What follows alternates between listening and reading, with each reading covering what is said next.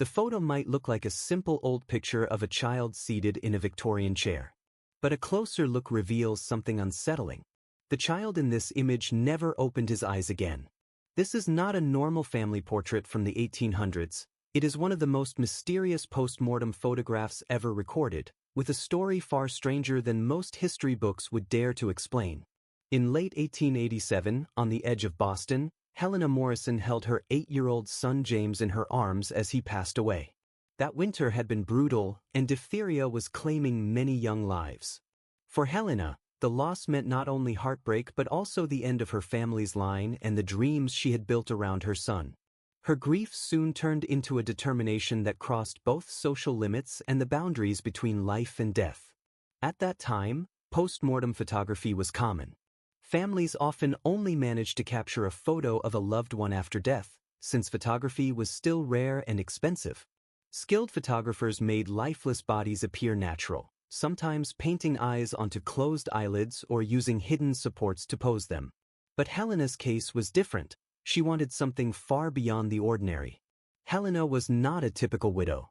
With wealth from her late husband's spice trade and medical studies in Paris behind her, she had both resources and unusual knowledge. When James fell sick in December 1887, she rejected standard treatments, tried imported medicines, and sought top specialists, but diphtheria at that time was almost always fatal. James died in January 1888 as Helena held his hand. Instead of letting go, she locked herself in his room for nearly a day, refusing priests, doctors, and servants. When she finally emerged, her grief had turned into a cold, deliberate focus. She planned not only to preserve James, but to challenge death itself. Drawing on medical and experimental methods she had seen in Europe, Helena prepared her son's body with techniques far beyond embalming. She then hired Augustus Peton, a well-known photographer in New England. His work was famous for looking so lifelike that families often felt their loved ones were simply asleep. Helena paid him a large sum and insisted he follow her strict instructions. When he arrived, James's room looked more like a laboratory than a mourning chamber. Bottles of chemicals, instruments, and unusual equipment surrounded the boy, who was dressed neatly and seated in a chair with remarkable preservation. At first, Peton admired the results. James looked almost alive, his skin tone and expression startlingly natural. But as the session went on, Peton noticed details that disturbed him. The way James's skin reacted to touch, the way his hands rested, and even the light on his face suggested something beyond ordinary preservation. Helena directed every step, recording notes as though she were conducting a medical experiment, not just a photo shoot. For hours, Peton adjusted the boy's position under her command, each time sensing faint, unnatural responses from the body. When he asked about her methods, Helena gave vague answers, her eyes showing an intensity that made him uneasy. The photographs he produced were flawless, but they unsettled him deeply. James did not look like a child memorialized in death. He looked like he was still alive, almost as if he was connecting with the viewer through the camera lens, even with his eyes shut. When the session finally ended, Peton couldn't wait to leave the Morrison mansion. The atmosphere, Helena's strange focus, and the presence of James left him uneasy. He agreed to develop the photographs in his studio and deliver them within a week, but what happened next disturbed him even more than the photography session itself. Working in his darkroom, Peton immediately noticed something unusual. The images of James showed a sharpness and clarity beyond anything he had ever produced. Every strand of hair, every crease of clothing, every detail of the child's skin appeared with almost unnatural precision. But it wasn't just about detail, there were things in the photographs that hadn't been in the room. Shadows and faint reflections hinted at other figures nearby, ones Peton swore he had never seen. Even more troubling, James's expression seemed to shift between capture and development. The calm look Peton remembered now carried hints of awareness, as if some part of James was still conscious. He tried to explain it away as stress or imagination, but as the final prints emerged, he couldn't deny what he saw. The main portrait, later called the boy, showed James seated upright, hands resting gently, his face so natural it seemed he might wake at any moment. Though his eyes were closed, The photo gave an eerie sense that he was somehow aware of the viewer. When Pétain returned the photographs, Helena studied them with exacting care. She took notes, measured details, and examined each plate as though testing an experiment. When she reached the main portrait, she smiled, not the smile of a grieving mother, but the satisfaction of someone whose plan had worked. She paid Pétain well and ordered him never to speak about the session. Relieved, he agreed, though the memory haunted him. Just days later, Pétain received a surprise visit from Dr. Harrison Wickham, the county coroner. Wickham asked detailed questions about Helena and James, explaining that an anonymous complaint had raised suspicions of improper practices. He hinted that Helena had used chemicals and methods far outside accepted medicine, some linked to researchers in France exploring the border between life and death. Wickham revealed Helena had imported strange equipment months before James's death, items not connected to normal treatment but to experimental preservation and reanimation. For Pétain, the truth was chilling. He realized he had unwillingly assisted in something far darker than photography. The investigation dragged on but ended without charges. Helena vanished, leaving Boston without a trace. Her mansion was sold off, and only the photographs remained. Pétain kept copies, and over the years he noticed something strange. Visitors who saw the images felt uneasy yet drawn to them. Some swore James looked ready to open his eyes and meet their gaze. Over time, word spread about the strange photographs of James Morrison. Some people who saw them claimed they later had vivid dreams where James appeared alive and aware, even trying to communicate. Others said that after staring at the images for too long, they felt a connection to the boy, almost as if he was reaching back through the photograph. Concerned by these reactions, Pétain stopped showing the pictures casually, but their reputation grew. Soon, people from Boston's photography circles sought him out specifically to view what was being called one of the most extraordinary post-mortem portraits ever made. One visitor was Dr. Samuel Rutherford, a Harvard physician known for studying unusual neurological phenomena. Curious about reports of strange effects, he asked to examine the photos. From the moment he saw them, Rutherford realized they were unlike anything he had encountered. The preservation was far beyond the limits of medical practice in 1888. More unsettling, he experienced changes in heart rate, shifts in perception, and the undeniable feeling of being watched from inside the photograph. Determined to investigate, Rutherford asked Pétain for permission to run a controlled study. Hoping for rational answers, Pétain agreed. Rutherford's analysis revealed results that shook him. Under magnification, the plates showed details impossible for the photography of that era, patterns in the emulsion that suggested exposure to unknown energy, and layered structures as though multiple realities had been captured at once. He then conducted experiments with volunteers. Results were consistent. Over 80% felt a conscious presence from the photos, 70% reported changes in their sense of time, and more than half described a kind of silent communication with James. Nearly a third continued to have recurring dreams weeks later, where James seemed to share information about his life and his mother's experiments. As months passed, Rutherford pushed further, using light and spectral analysis. He found that the photos contained hidden layers, revealing presences in the room unseen by the human eye and even traces of events that had occurred in the mansion before James's death. It was as if the images had trapped not just one moment, but overlapping slices of time. Rutherford concluded that Helena's experiments had created conditions where part of James's consciousness survived, and that this state was somehow preserved inside the photographs. Unable to locate Helena, who had disappeared without a trace, Rutherford realized the full mystery would never be solved. Still, the evidence he gathered was undeniable. He warned that the photographs posed risks, especially to sensitive minds, and recommended they be kept in secure archives. His final report to Harvard was marked confidential and never released publicly, deemed too controversial and dangerous to publish. Shaken by his own experiences, Rutherford ended his study after 4 months. He admitted that even in his dreams James appeared real, sharing details Rutherford could not have otherwise known. Concerned for his own sanity, he stepped back. Pétain, already burdened by guilt, followed the same advice. He locked the photographs away, keeping them hidden in his private collection. silent relics of one of the most disturbing episodes in Victorian photography. Peton eventually stopped showing the images to visitors and no longer spoke about the case outside a small circle of researchers who had studied them. Yet the photographs did not remain hidden forever. Over the years, rumors spread among collectors of rare photography and researchers interested in unexplained phenomena. In 1923, psychiatrist Dr. Victoria Ashford discovered the photographs. She specialized in studying how trauma could appear through visual experiences and persuaded an aging Peton to let her examine them. Her research confirmed what Dr. Rutherford had found decades earlier. The photographs triggered changes in brain activity linked to perception of consciousness and time. She documented that observers experienced lasting neurological effects, including shifts in sensory perception and brain wave activity associated with spiritual states. More importantly, Ashford noticed that repeated exposure created stronger connections. Some observers even claimed they could directly communicate with James. Ashford herself became deeply obsessed, spending long hours alone with the images.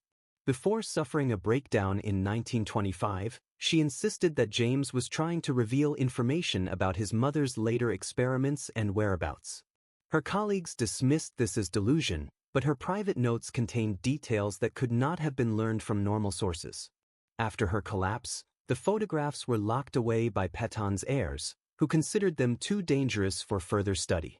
For decades, the pictures became the subject of rumor and legend, mentioned only in rare academic notes on Victorian photography. Then in 1967, neuroscientist Dr. Robert Chen at Columbia University gained access.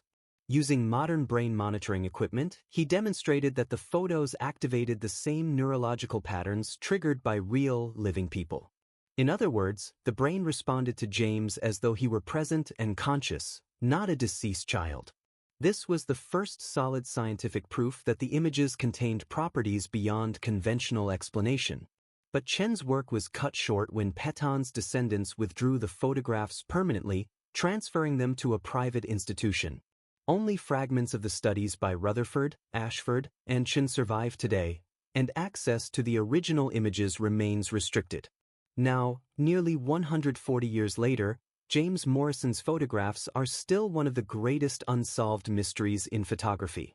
The unusual combination of Helena Morrison's medical knowledge, experimental preservation, and Peton's photographic skill created something that may never be replicated. Across time, researchers have suggested that these images prove aspects of human consciousness can persist beyond death under certain conditions, and that science may be able to capture or even create those conditions.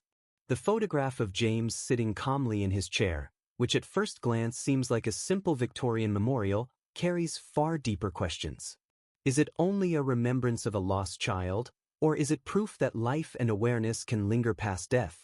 If Helena truly achieved what researchers believe, the implications are far greater than any of us can fully understand. The photograph remains silent, yet it speaks volumes, a haunting window into mysteries we may never completely solve. James Morrison's image has endured through generations, still watching, still carrying secrets about what it truly means to be alive or dead. The story of James Morrison does not end with a photograph. It stretches across decades, whispered in universities, hidden in archives, and carried quietly by those who dared to look too closely. At first glance, the image seems simple: a Victorian child seated calmly, dressed neatly, eyes closed as though resting. But behind that calm surface lies a tale of obsession, loss, and experiments that blurred the line between medicine and the unknown. Helena Morrison's grief gave birth to something history still struggles to explain. Her refusal to accept death as final pushed her into a realm few in her time dared to explore. She had knowledge that many considered dangerous, medical training combined with exposure to controversial practices in Europe. Her decision to preserve her son James was not just a desperate act of mourning, it was a calculated effort to test the limits of life and death. What began as a mother's refusal to let go became one of the most enduring mysteries of photography. The photographs, taken by Augustus Peton, were supposed to be simple memorials. Instead, they revealed impossible details, expressions that shifted, shadows that hinted at unseen presences, and a quality that suggested James was more than an image on glass plates. Pétain himself sensed something unnatural, but his role was small compared to what followed. Researchers who came after him discovered that these were not ordinary photographs. They appeared to hold fragments of consciousness, as though part of James had been trapped in the images themselves. Dr. Rutherford, Dr. Ashford, and Dr. Chin, all experts in their fields, separated by decades, reached the same unsettling conclusion. Exposure to the photographs did not just disturb people emotionally, it affected their physiology. Heart rates changed, brain activity shifted, dreams became vivid and consistent across different observers.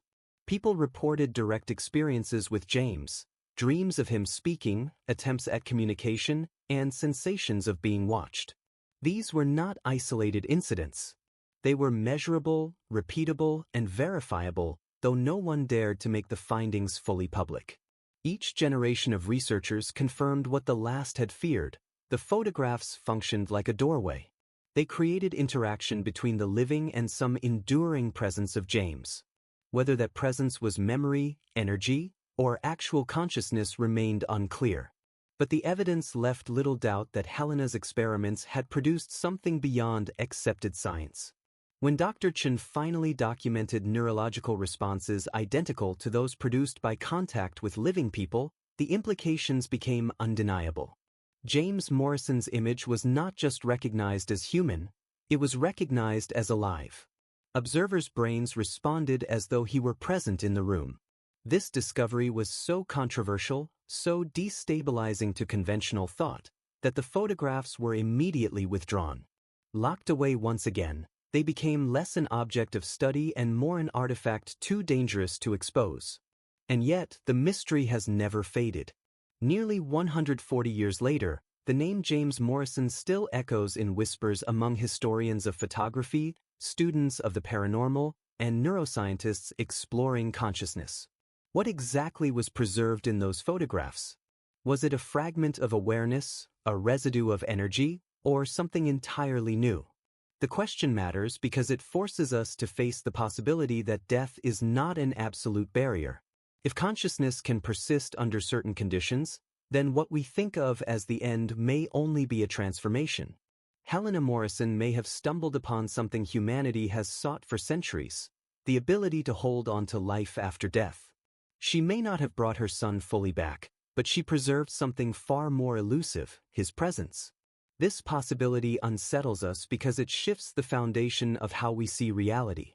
If James's photographs contain traces of consciousness, then consciousness is not bound completely to the body. It can be captured, transferred, maybe even replicated. That idea leads to questions with no easy answers. Could Helena's techniques be repeated? Could similar conditions be created with modern science? And if so, should they? The ethical weight is immense. What begins as a grieving mother's desperate attempt to hold onto her son becomes a blueprint for something that could change humanity's relationship with death itself. If scientists pursued this path, what would it mean for grief, for religion, for identity, for the natural cycle of life? Would we ever truly let go of those we love, or would we trap them between states, never fully alive and never fully gone? The Morrison photographs remind us that science is not always about progress alone. Sometimes it carries risks that go beyond the laboratory, risks that reach into the very meaning of being human. Dr. Rutherford's breakdown, Dr. Ashford's collapse, even Pétain's lifelong unease, these were not accidents. They were consequences of exposure to something bigger than one mind could contain. Each of them sensed, in their own way, that they had touched the edge of a reality humanity was not ready to face. That may be why the photographs remain hidden today.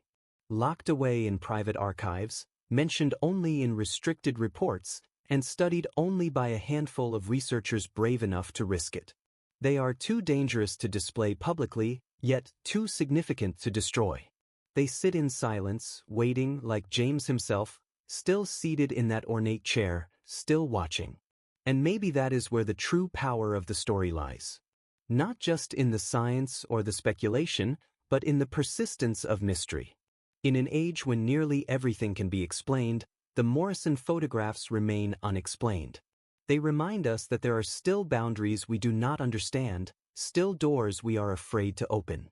They show us that life, death, and consciousness are far more complex than we imagine. So where does that leave us? With questions that refuse to die. What exactly did Helena achieve? Did she capture her son's soul, or did she create a new kind of existence entirely? Are we looking at a scientific accident, a supernatural phenomenon, or the first step into discoveries still beyond us? The answers may never come, and maybe that is for the best. Some truths are too heavy to carry. But the photograph remains. Silent, timeless, unblinking. A reminder of one family's tragedy and one mother's obsession that became something far greater than either. And perhaps that is why James Morrison still matters today. Not because of who he was as a boy in 1887, but because of what he became, a mystery that continues to challenge our understanding of life itself. Each time the story is told, each time someone dares to look closely at his image, the same unease returns. The same questions rise. And the same possibility lingers. What if death is not the end? If the Morrison photographs are what researchers claim, then they are more than pictures. They are evidence. Evidence that our greatest assumption about human existence may be wrong. Evidence that consciousness, fragile and mysterious, can endure in ways we still cannot explain. And if that is true, then James Morrison's final gift is not to his mother alone. It is to all of us. A gift wrapped in silence, captured on glass, passed through generations, a warning, a question, and a possibility. The boy remains, watching, waiting, enduring through centuries. His photograph reflects mystery, fear, and hope that death may not be final.